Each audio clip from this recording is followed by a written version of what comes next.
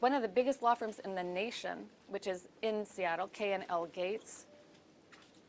They've paid them, I believe it's now over $30 million or something like that, and you did not hear me wrong, to fight a law firm that has about 15 lawyers in it.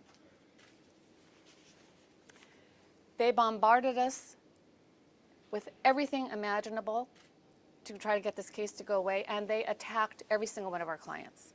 They made them go through involuntary psychiatric exams, involuntary medical exams.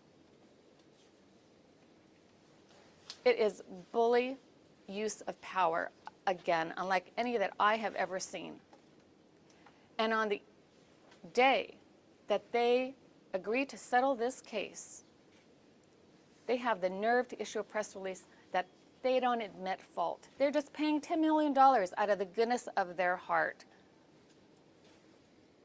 They should be ashamed, and they better hire a different PR firm. That is not the message that the federal judge expects to hear from them, that the monitor expects to hear from them, or that the citizens of the state expect to hear from them. They should have said, we're sorry that we were punks and brutalized peaceful protesters. That's what they should have said. I am so angry. I'm furious. The cause of what happened here, we did not represent people that were anything other than peaceful protesters. One they said was not peaceful because he was using a leaf blower to try to push away the illegal CS gas that was engulfing the protesters. They called that a weapon, a lawn piece of equipment, a lawn blower. That's as close as they came to calling it a weapon. There's no other weapons here. There was nothing like that. Let me tell you, do you see this man here? John? John, come forward. John is a disabled vet. Do you know why he got brutalized? Because he couldn't run away from them fast enough. You see this cane he uses? They consider that to be a weapon.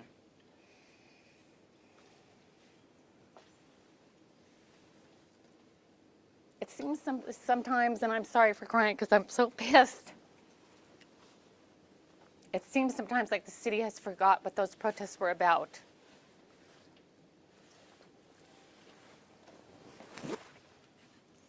Every one of our clients here has a story to tell, and they're horrible stories. People standing there like this who were shot in the chest with a blast ball and lost their pulse, their hearts stopped. The medics who went after them, having to literally run to hide as they were also getting pummeled. We had people who, teenager, part of her hand blown off because they're less lethal. They won't kill you, they'll just maim you. There are many other people here. I wish I could tell you all their stories. We have reporters in our group, people like you who are covering this. Reporters who were attacked. We have one psychologist, I just remember the visual of him. He was a psychologist, teacher, went out because he wanted to see for himself what was going on. He was kind of behind a dumpster. And they lobbed a ball over him and he just, boom, knocked unconscious to the ground. He was just observing. And the city says that they don't admit liability. I hope all of you have a problem with that. You don't pay $10 million for nothing. It's a shame. This should have given us some closure. This should have given us some sense of accomplishment. Like, wow, that's a lot of money.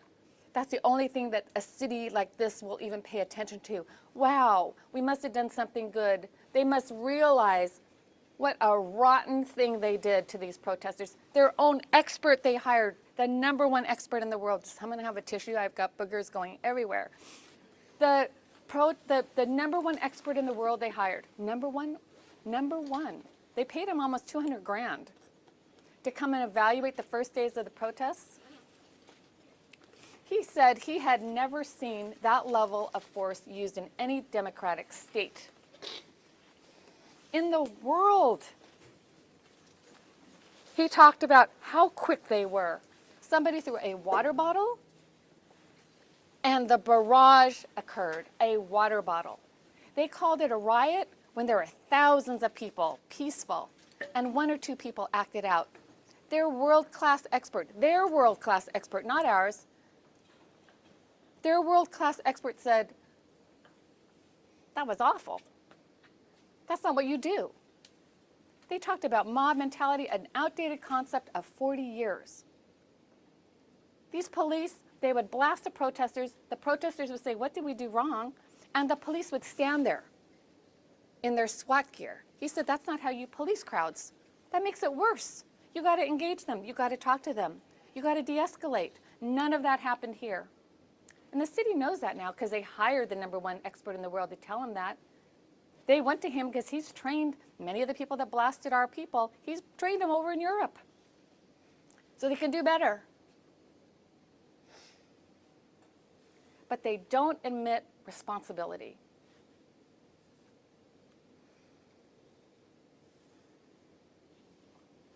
They made up hoaxes about Proud Boys to scare the protesters. They played irritating songs. We listened to thousands of hours. We have interns here, some of them. Thousands of hours of body-worn video. And they play that when, it's not going, they don't think it's going. And so you could hear them swearing at the protesters, just being so derogatory. It was like they had dehumanized all the protesters. It's us versus them, those rotten protesters. What are we doing in this country that we cannot support peaceful protest? That we don't honor it, that we don't say, well done. At the time that this happened, George Floyd's murderer was not convicted, wasn't even charged. All the systemic abuse, all the discrimination that occurred, that was pretty marginalized until this protest movement went on. It really, really resounded. The very violence they were protesting, they were met with. That is horrible because they were protesting against the police and the police took it personally. I do want to, so all of us have icons. One of our experts, and we used the cheapest things that we could find. We used university professors. They had $30 million they spent against us. We did this pro bono, and we don't get paid until a case is over. So think about that. If you believe in the Bible, or even if you believe in Bible stories, even if you don't believe in them, even if you believe in only fairy tales, David and Goliath doesn't even begin to describe the disparity here. One of my icons is Lem Howell. We chose him because he's been in civil rights from the beginning of time. He's been in all of those protests, and he has brought more police accountability cases in the state of Washington than anyone else I know at a time when there were no cell phones, which meant he lost almost every one of them. He's lost almost he lost almost all of them. Practically all. We brought him in to say, and I want you to say this, is this a race-free state? No. Very simply, there's a history of racism and excessive force by the Seattle Police Department from the time I started practicing law in the late 60s to currently. And the fact that people have a right to demonstrate under the First Amendment ought not to be determined on what their cause is. And obviously, the police department had a stake in this because they were protesting what had happened in the George Floyd case. And to take it out on demonstrators who are exercising their constitutional right is disgraceful. But the way they did it, too, showed the mentality of some of the officers in police brutality. Yes, I call it brutality. When I practiced, I had to call it police misconduct. But now it's brutality because you saw it in this case. Oh, and I'm so glad that an attorney of Karen's character, she handled the duck cases. I'm so proud of her. And for her to undertake this was really pleasing to those of us who have retired. I would like to have everybody talk. I don't think that there's enough time for that, although some people might want to talk. I got to tell you, I just want to finish my tirade against the city of Seattle. 2 weeks ago or so, they tore down the Black Lives Matter Memorial Garden. We asked that we be allowed, we being the protest group here, to lend our voice in that process of rebuilding or whatever is going to happen. We didn't demand that it be anything. We wanted to participate. Denied.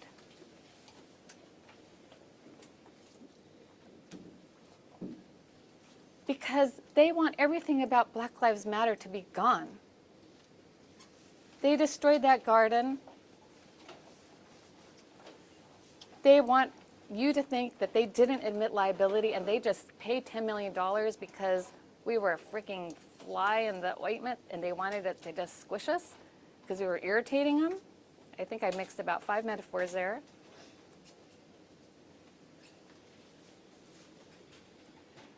They are still under the consent decree.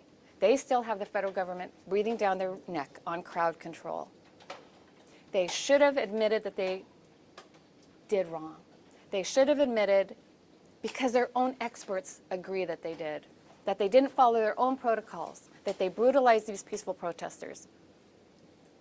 They should have admitted it. The wound is open.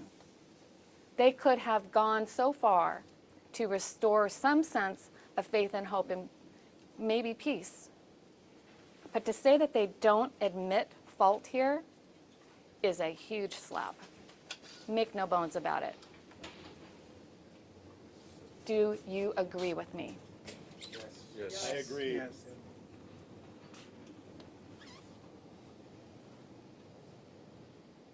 I have nothing further to say.